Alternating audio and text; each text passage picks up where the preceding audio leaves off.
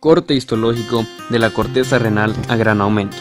En este corte se pueden observar estructuras como la mácula densa, la capa visceral de la cápsula de Bowman, la capa parietal de la cápsula de Bowman, el espacio de Bowman, o también llamado espacio urinario o espacio capsular, el corpúsculo renal, los podocitos, el glomérulo y los túbulos contorneados distal y túbulo contorneado proximal. Con respecto a la corteza renal, el color observado en esta superficie es un reflejo de la distribución de sangre dentro del órgano.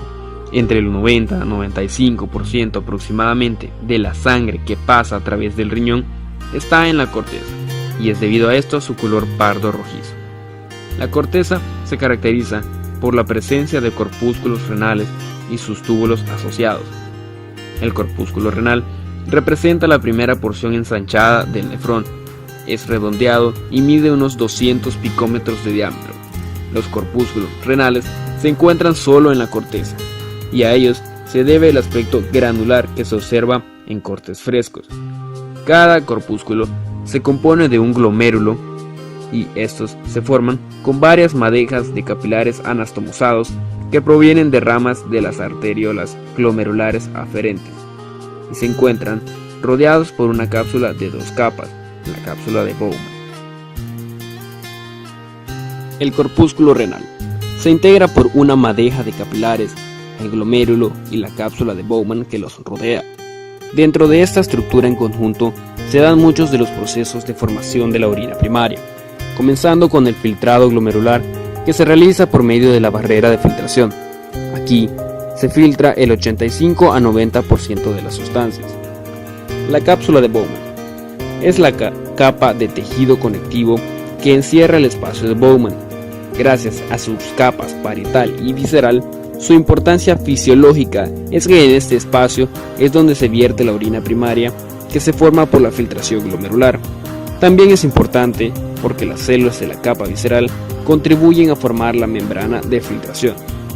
La capa parietal de la cápsula de Bowman está compuesta por epitelio plano simple que descansa sobre una membrana basal de espesor muy variable. La capa visceral de la cápsula de Bowman se compone de una única capa de células epiteliales especializadas llamadas podocitos. Los podocitos forman parte de la membrana de filtración y extienden prolongaciones alrededor de los capilares glomerulares denominados pedícelos. En este corte, como habíamos mencionado anteriormente, se puede observar el túbulo contorneado proximal. Se origina en el polo urinario de la cápsula de Bowman y sigue un curso muy contorneado y después ingresa en el rayo medular para continuar como túbulo recto proximal. Posee un epitelio cilíndrico bajo simple con una característica particular, que es la presencia de las microvellosidades. Esta estructura es la encargada de recoger la orina primaria que es vertida en el espacio de Bowman, pero también es la encargada de otros procesos sumamente importantes. En esta porción de la nefrona podemos encontrar otras estructuras microanatómicas que nos pueden orientar a deducir cuáles son esos procesos. Por ejemplo, podemos mencionar las microvellosidades que cubren las células epiteliales y los canalículos apicales, que sugieren que en esa región del tubo se da una gran reabsorción de proteínas desde el ultrafiltrado glomerular que está en la luz del tubo. Otras estructuras importantes que podemos mencionar son las acuaporinas tipo 1, que son proteínas transmembranales que permiten el libre paso de agua desde la luz del tubo hasta los capilares peritubulares para aumentar la concentración de la orina y disminuir la de la sangre. La estructura y la función del túbulo contorneado distal dependen de la distribución y absorción de sodio. tiene más o menos una tercera parte de la longitud del túbulo contorneado proximal. Es la parte final de la nefrona, antes de llegar al túbulo colector. La presencia y la ausencia de las estructuras microscópicas de esta región nos permiten deducir que en esta región es normalmente impermeable al agua, pero presenta acuaporinas tipo 2, que en estado normal no permiten el paso de agua, pero al ser estimuladas por la hormona aldosterona, altera su estructura y permite el paso de agua, con lo cual el túbulo contorneado distal puede controlar la concentración o dilución de la orina. También en esta región podemos encontrar una gran inundación de canales de sodio y potasio dependientes de ATP, por lo cual podemos estar seguros que cuando estos canales están trabajando, el sodio está siendo reabsorbido hacia los capilares, y cuando estos canales están en reposo, por ellos puede pasar el cloro, por lo cual el túbulo contorneado distal puede controlar la pérdida o retención de electrolitos. Además de permitir el paso de sodio al interior del capilar, las bombas de sodio y potasio hacen que el potasio salga hacia la luz del túbulo.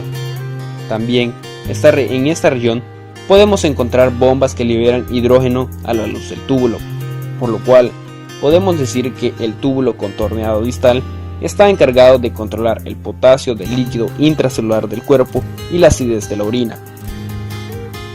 Otra estructura que podemos observar es la mácula densa. El extremo grueso ascendente del asa de Henle se sitúa entre las arteriolas glomerulares aferentes y eferentes cuando pasa cerca de su corpúsculo renal.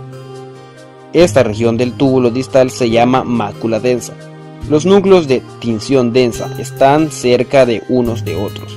En conjunto aparecen como una mancha densa cuando se observa con el microscopio óptico. Con microscopios electrónicos, estas células muestran múltiples microvellosidades, mitocondrias pequeñas y un aparato de Golgi localizado abajo del núcleo. La mácula densa forma parte del aparato yuxtaglomerular y podemos encontrarla en las paredes del túbulo distal como una variación de sus células. La importancia fisiológica de la mácula densa es que sus células vigilan la cantidad de ultrafiltrado que pasa en el túbulo colector y la concentración de sodio que contiene.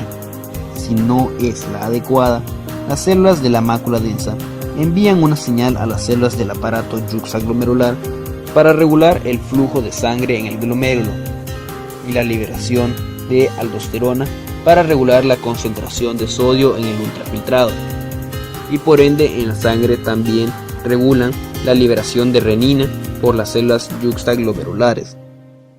Las células de la pared tubular que se encuentran en contacto con la región mesangial extraglomerular son más angostas que las demás células tubulares. En consecuencia, los núcleos están más cercanos, por lo que la zona aparece más densa en los preparados para microscopía óptica. El aparato yuxtaglomerular está comprendido por la mácula densa, las células yuxtaglomerulares y las células mesangiales extraglomerulares. Su función es regular la presión arterial mediante la activación del sistema renina-angiotensina-aldosterona. Funciona no solo como un órgano endocrino que secreta renina, sino también como detector del volumen sanguíneo y de la composición del líquido tubular. Las células de la mácula densa verifican la concentración de sodio en el líquido tubular.